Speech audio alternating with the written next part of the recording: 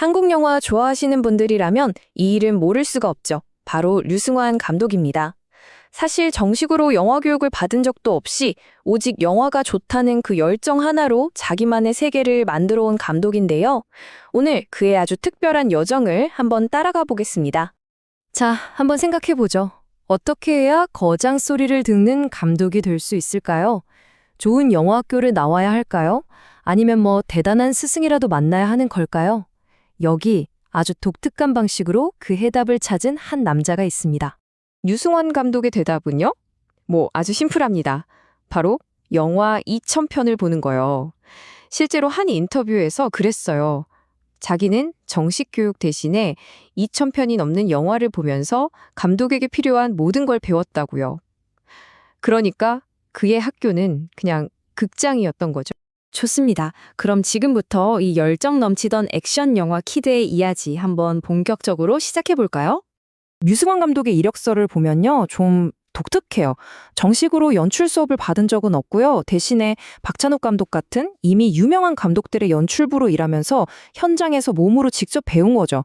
이론보다는 경험을 훨씬 중요하게 생각했고, 무엇보다 그의 가장 큰 스승은 바로 어릴 때부터 폭 빠져 살았던 홍콩 누아르와 액션 영화들이었습니다.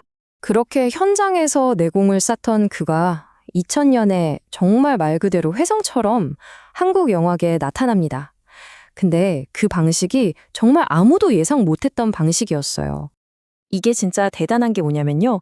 그의 첫 장편 영화가 다른 영화 찍고 남은 자투리 필름, 그러니까 필름 조각들로 만들어졌다는 거예요.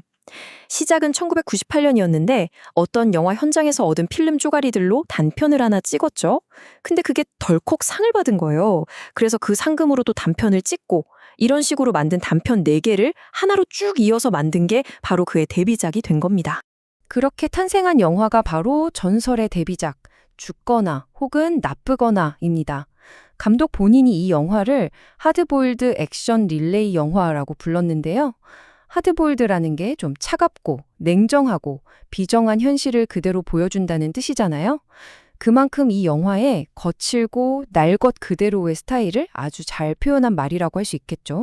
자, 이 숫자 8만. 이게 바로 그 초저예산 독립영화가 모은 관객 수입니다. 지금 보면 에게 8만 명? 할 수도 있지만 당시 독립영화계에서는요. 이건 정말 상상도 할 수 없는 그야말로 대기록이었습니다.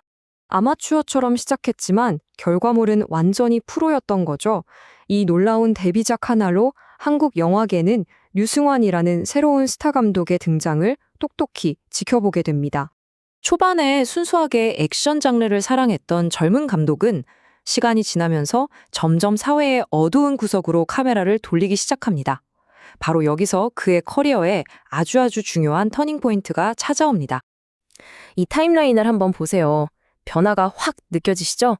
초기에는 아라한 장풍대작전이나 짝패처럼 장르적인 재미 그 자체에 집중했다면 2010년 부당거래를 기점으로 분위기가 완전히 달라집니다. 사회의 부조리를 날카롭게 파고들기 시작하고 베테랑, 모가디슈로 가면서 그 시선이 점점 더 깊고 넓어지는 걸 볼 수 있죠. 그리고 그 극적인 변화의 한가운데 바로 이 영화가 있었습니다. 2010년작 부당거래. 수많은 평론가들이 류승환 감독의 최고 걸작으로 꼽는 작품이고 그의 필모그래피를 완전히 다른 레벨로 끌어올린 말 그대로 게임 체인저였죠. 이 표를 보면 부당거래의 핵심이 딱 보이는데요. 이게 진짜 재밌어요. 왜냐하면 이 영화에선 정의를 위해 일하는 사람이 단 한 명도 없거든요. 경찰은 승진하려고 엉뚱한 사람을 범인으로 만들고요. 검찰은 또 그 약점을 잡아서 자기 이익을 챙기죠. 언론은 특종 얻으려고 그들 입맛에 맞춰서 기사를 써줍니다.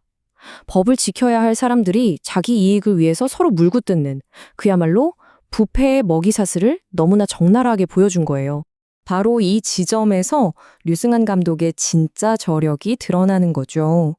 이렇게 무겁고 씁쓸할 수 있는 사회 비판을 사람들이 열광하는 아주 재미있는 오락 영화로 만들어내는 능력 말입니다. 여러분, 혹시 이런 생각 해보신 적 없으세요?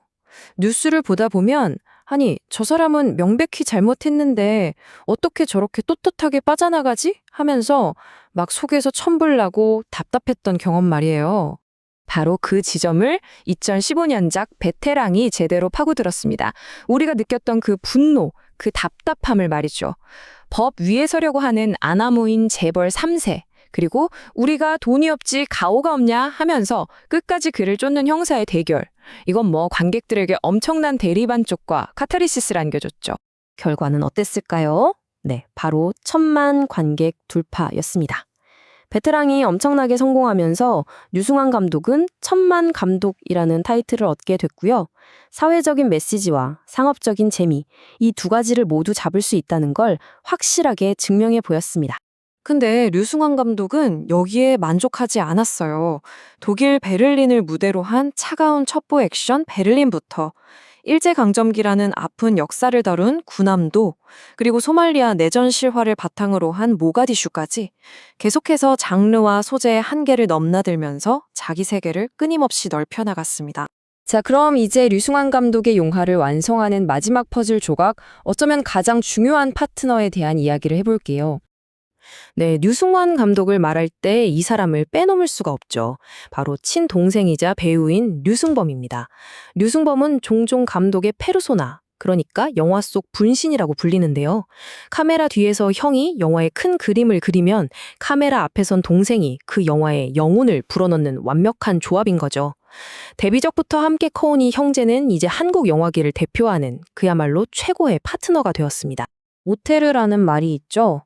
자기만의 스타일과 주제의식이 뚜렷한 작가 감독을 뜻하는 말인데요. 물론 어떤 사람들은 그래요. 류승환 감독은 너무 상업적이잖아. 작가라고 할 수 있나? 하고 말이죠. 하지만 20년이 넘는 시간 동안 그가 꾸준히 보여준 액션 장르에 대한 깊은 이해, 그리고 사회를 바라보는 일관된 시선을 생각해보면 그가 이 오테르라는 칭호를 받기에 충분하다고 생각합니다. 저는 이 문장이 류승환 감독을 가장 잘 설명한다고 생각해요.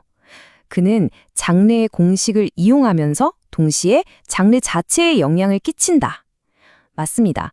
그는 그냥 장르의 규칙을 따라가기만 하는 게 아니에요.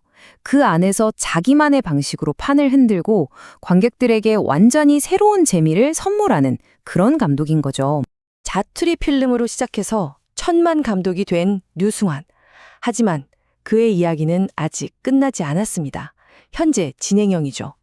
과연 그는 다음 작품에서 우리 사회의 또 어떤 부조리를 스크린 위로 끄집어낼까요? 그의 다음 영화가 기다려지는 이유가 바로 여기에 있습니다.